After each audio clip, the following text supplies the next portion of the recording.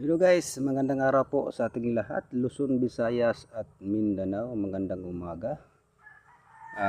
Magandang Lunes. Yan, magandang tainga ko. Bakit kaya kayo magulat guys? Bakit wala ko ngayon sa paralan? Dahil yun nga, naubusan tayo ng budget para panggas. Yun nga ang kalungkutan. Puro tayo trabaho. Kaso yung sweldo natin ay dili, no? Marami nagtatanong, bakit daw nadidili? Ay di ko alam sa kanila, dahil sila po ang may alam kung paano magsahod sa isang nagtatrabaho sa paralan guys. No, dapat sa akin lang kaisipan, dapat hindi matapos yung buwan, dapat nakasahod na para mabudget natin yung ating budgetin sa isang buwan. Dahil dyan kinuha ko ang panggas ko, panggastos sa bahay, pamasay sa mga bata, pero nadili pa rin, nasisira ang ating budget sa isang buwan. Kaya yun, sana wag tayong sisihin sa mga amo natin, dahil di natin kasalanan kung bakit di tayo nakapasok. Ayan, kaya nandito ako nga guys, ipakita ko sa inyo, nandito ako sa bundok. Ayan, yung bundok namin malapit sa may kalsada na kasi, kaya maririnig nyo yung mga dadaan na sasakyan. And pakita ko sa inyo guys kung saan ako. Dati to na binibidyo ko na noon. Ayan, naglinis ako guys dito. Ayan, yan pong bag ko. Ayan po, ayun, namunga ng tinanim ko na limonsito, tinatawag na limon. Ayan, yan po lang ako marapit at mamumunga. Yan po ang nililisan ko guys. Yan, para sa sunod na buwan kung sakali may pwede na magkupra ay malinis na siya, hindi na siya madamo. Doon pa linisan ko yan guys, doon dahil pa natin linisan ko. Ayan, ayan, balik tayo guys sa ating kwento. Yun nga, hindi na ako nakapasok ngayong Lunes dahil walang gas. Ayun, at naghanap tayo ng paraan para makapasok, kaso wala talaga, walang magpahiram sa atin dito. Dahil katulad din sa amin, mahirap din yung mga sama namin dito sa kapitbahay, budget din sila. Hindi pa tayo nakapaghiram ng panggasolina, kaya pasensya na sa amo namin dyan na hindi ako nakapasok. Baka bukas maghanap tayo mamaya ng mahiraman, kasi wala pa talaga, wala pang sahod sa school. Kayo lang mahirap sa government. Talagang kung wala kang additional na, kung wala kang ibang makukunan, ay kawawa ka, di ba? Kawawa tayong mga maliliit na narbaho dyan sa gobyerno, kasi hindi naman minimum yung sahod natin paano natin mabudget yung sahod natin na 311 sa isang araw, di ba? Pagkano lang yan, ay minsan pa may tawag na to, may halidi pa. Magkano lang ang sweldo natin, di naabot ng 6,000, minsan 5,000 na lang. Babudgetin mo yung 5,000 na yan sa araw-araw ng baon ng anak mo, tag 50 pesos, no? May trabaho ka nga pero kulang pa rin. Atin sana ma-budget yun kung hindi nadidili yung buwanan o yung swelduhan na buwanan, di ba? Kaso nadidili, kaya yun, nakasira-sira ang budget natin. Yan po ang kwento ng isang trabahador na utility workers sa paralan. Akala nila maganda yung trabaho namin. Okay naman ang trabaho, kaso yun nga, yung swelduhan nadidili. Di ko maintindihan noon, nagpumasok ako noon yan Hindi naman ganun, pero kinsinas katapusan yun. yung silduhan na yun. Pero ngayon kasi buwanan na, naiiba na yung patakaran ng school o sa gobyerno. Alam naman natin, bawat taon iba yung patakaran nila. Tapos ngayon umabot ng malapit ako mag-anim na buwan, ito na naman, problema na naman. Mag-open account naman kayo ng ATM para ano na, ATM na yung pagsahod nyo, nilagay na lang sa ATM nyo. Ang problema ngayon, lahat naman tayo hindi masyadong marunong sa computer, cellphone lang, wala tayong computer. Ayun, nagkakasira-sira na uli. Lalong nadidili yung sahod, ano. Ay, hindi ko maintindihan bakit kaya ganun. Tayo nagtatagalog na lang. Kasi marami manonood na minsan may waray, may Tagalog na puro at may Bisaya para maintindihan yung mga pinagsasalita natin. Baka sabihin, oy, naloko-loko na yung tao na yun Kaya yun, nagkakalit-silitsin ang buhay, nakalit-silitsin na yung pagsahod. Hinahabol ka kung mag-apply ka pa sa number mo, BIR. Nahirapan tayo, no? Kasi nagamit na natin yung SIM card natin, hindi tinatanggap ng BIR pag apply. Dapat magbago ka ngayon naman ng SIM card. Ang hirap, wala tayong pambili. Sabi, mura lang ang SIM card, ba't di ka makabili? Mura nga, wala naman tayong pambili. Yun, sakto lang sa ano natin, araw-araw ng gastos. Kung mayroong tira, ayun natin pambili. Walang tira di ba? Akala ng iba na nagtrabaho tayo sa gobyerno ay maganda na, lalong lumala ang sitwasyon. Yun ang akala ng iba, di ba? Yan, shout out muna tayo dyan. Hinto muna natin ang kwento.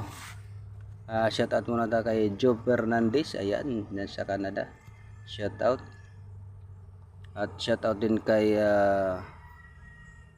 Mike Soon Vlog dyan sa Calbayog City. Ayan ang aking brother sa Church of Christ. Ayan, shout out siya, bro. At shout out din kay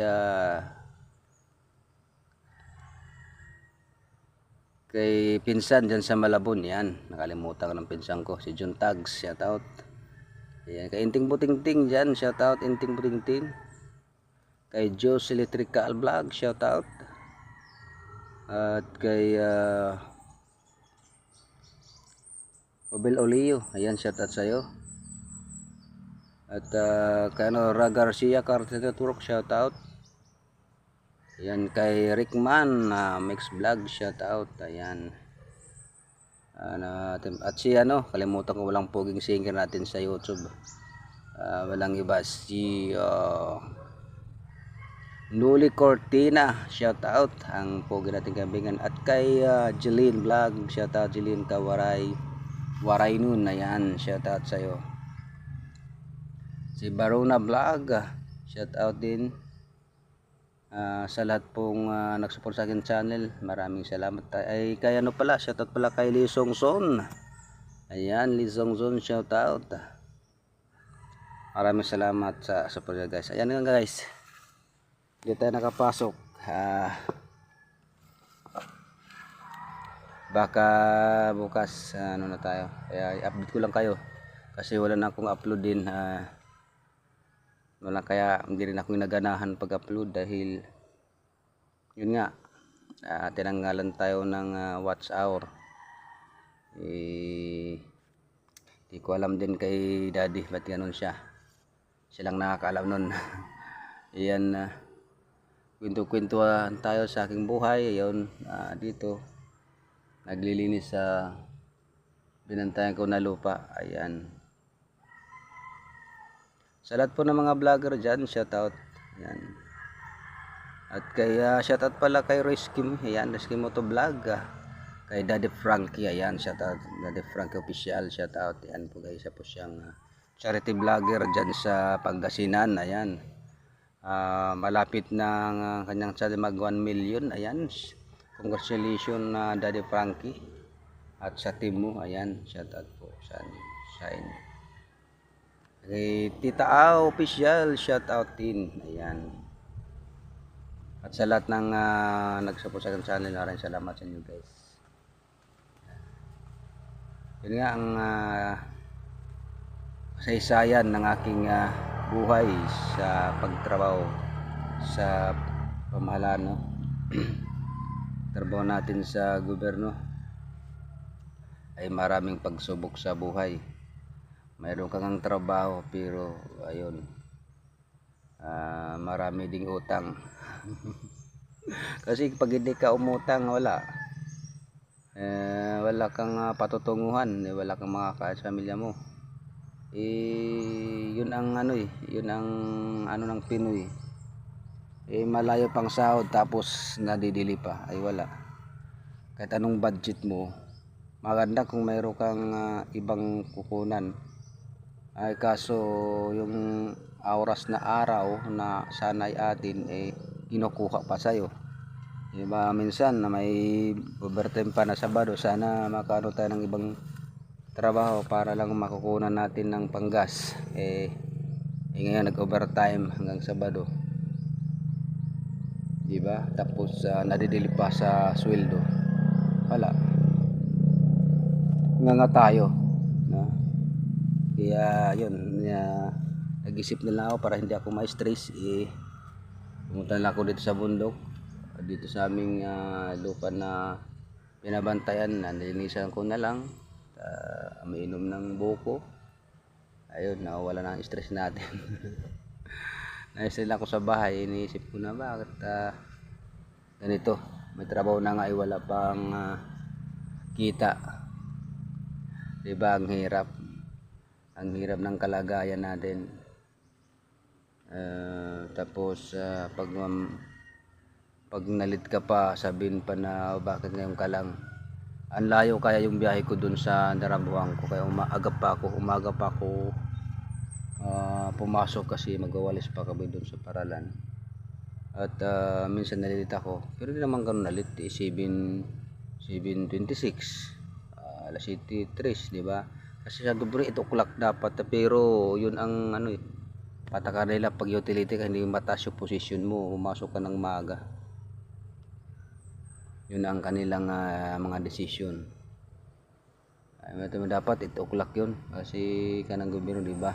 Pero dahil sa insinan at sobrang tawag dito, paggalang natin sa ating namumuno, umaga tayo magpasok para malinis natin yung para pagpasok sa mga bata ay malinis na yung paligid.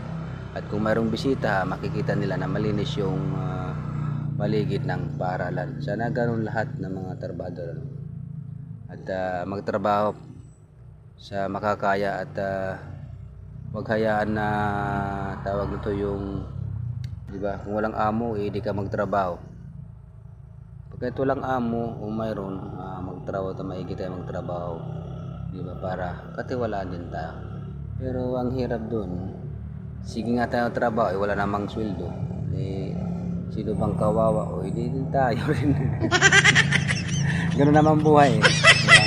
And guys, maraming salamat guys sa inyong pagkinig sa aking kwento na hindi tayo nakapasok ngayong Lunes. Ayan, sana gabayan po tayo at gabayan ng ating kasamahan dyan sa parang trabaho. Nagano sila ngayon, nagawa ng upuan na gulong, binaon ang 3 at may misa yan 3. Yan itong patong. Ayan guys, ingat lang mga bro dyan. Yan, shout out kay Ruel yan sa Bati.